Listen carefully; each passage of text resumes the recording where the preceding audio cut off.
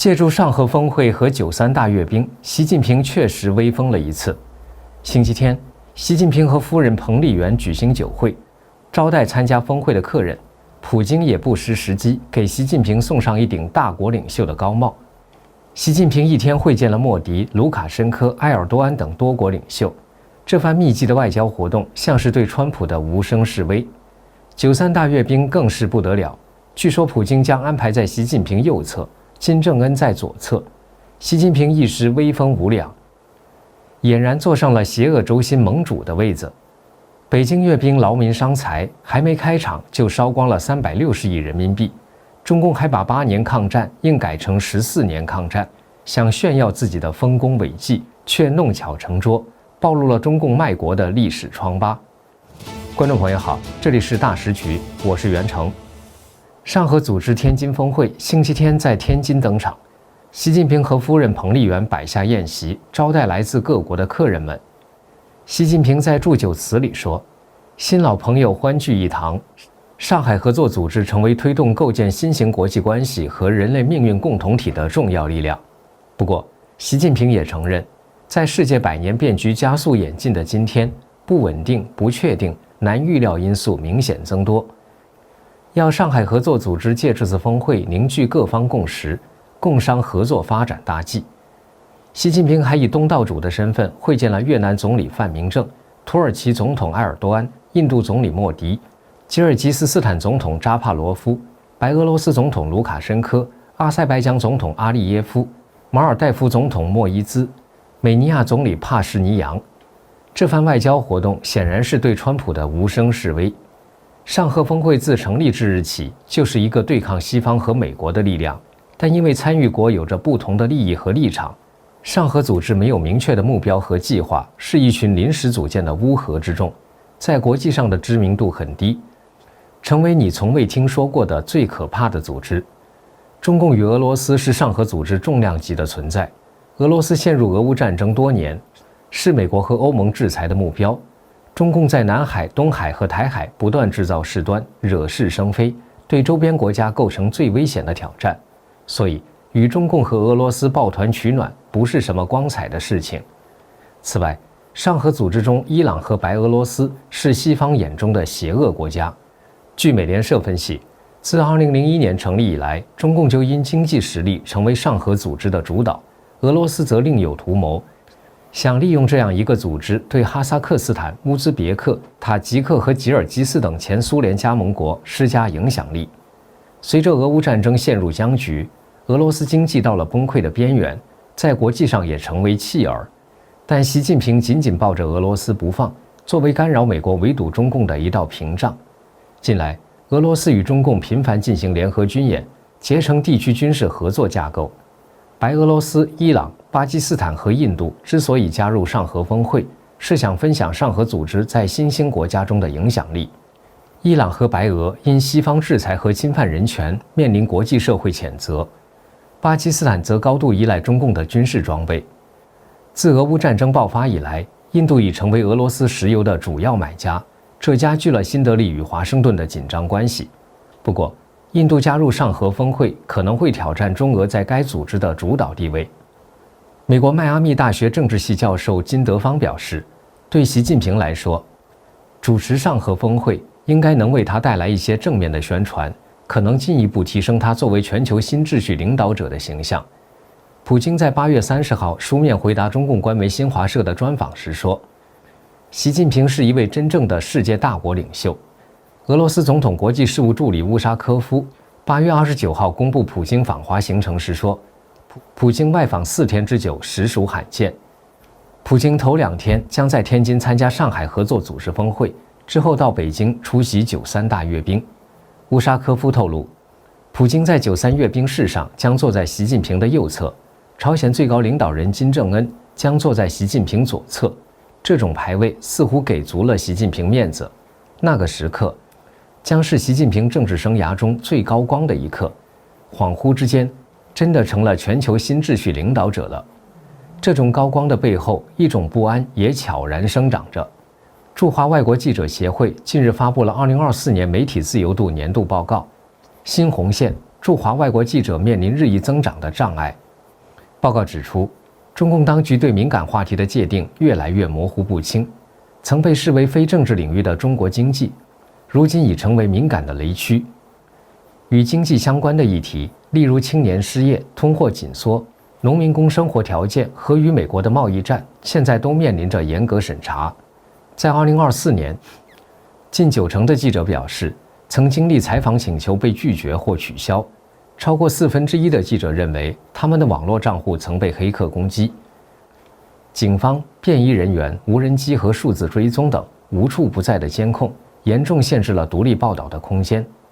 中共的93大阅兵还没开始，已经烧光了360亿人民币。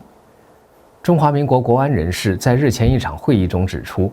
，8亿元花在人员训练上，46亿元花在维稳上，还要求提早1个月停止民生经济活动。工厂、商店都得停工。据悉，中共军队相关部队陆续在今年的3月、4月就进入北京昌平区洋房阅兵村，开始进行相关的彩排等。北京市很多地区1个月前开始受到影响，包括很多工厂就开始停工，或者是一些经济民生活动停止，甚至外卖开始不能送等状况，造成不小的经济冲击。北京周边之所以大停工，因为中共官方试图制造一个阅兵蓝，要求所有有烟囱的产业都停下来。从阅兵排练开始，工厂就大量停工，甚至北京市重要的商家都要停止营业。北京那些商业区的商务或观光景点，包括售票收入或营业项目等，大概有11亿左右人民币的损失。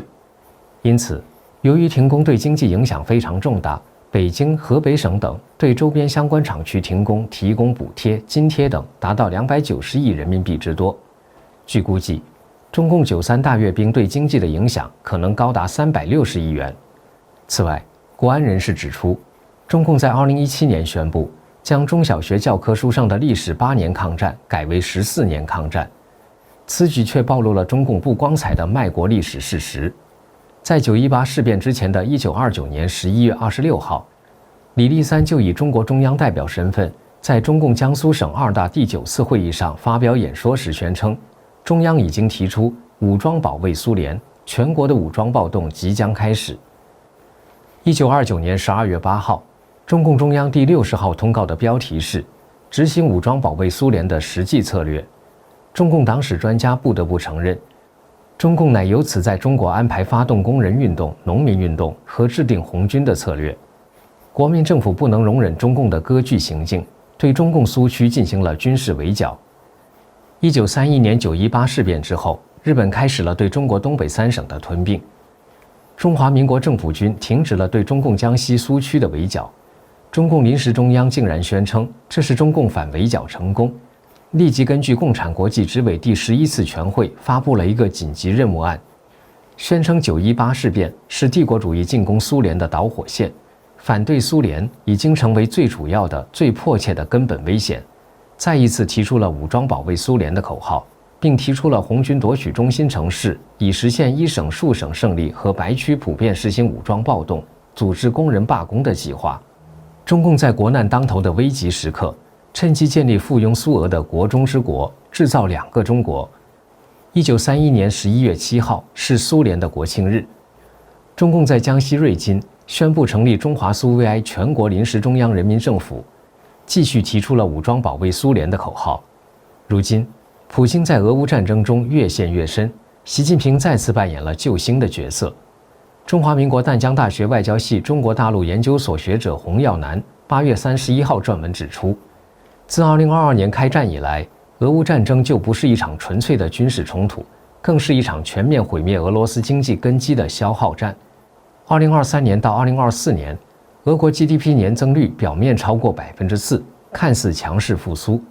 实则是靠军费、补贴与能源出口堆砌出的短命红利。普京一手营造出战争带动成长的幻象，却将整个国家推向经济内爆的断崖。普京这次高调出席北京93阅兵，等于再次宣告，中俄战略同盟合作上不封顶，俄中双方深化货币合作，扩大能源与军工贸易，试图共同对抗西方制裁。但这场结盟更像是2个缺乏选择的政权的抱团取暖。习近平与邪恶轴心国领袖集体亮相，看似十分风光，但中共本身则面临内需疲软、青年失业与资本外逃的压力。对俄罗斯来说，这根盟友绳索恐怕更像是拖往深水区的铁链。中共自己更是难逃衰亡的命运。中国事务专家程晓农博士指出，中共只是想用大阅兵掩盖即将崩溃的现实，中共正面临国内与国际的危机。据程晓农分析，与过去不同，美国都是中共摆脱危机的关键，但如今美国不再是中共的救星，反而成为中共走向终局的推手。自2020年起，中共挑起与美国的对抗，点燃了新一轮冷战。美中冷战除了军事与科技之外，是更加激烈的经贸对抗，这将迫使中共承受比苏联当年更严峻的经济代价。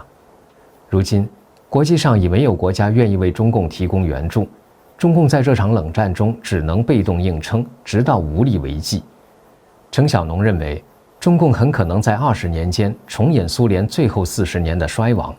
中共的内外困境正在同步恶化，93阅兵不过是一场掩盖内部焦虑的表演，其背后的政权危机却难以挽回。这里是大时局，感谢您的陪伴与思考，请订阅、分享并打开小铃铛，一起在动荡中坚守真相，在黑暗中点燃希望。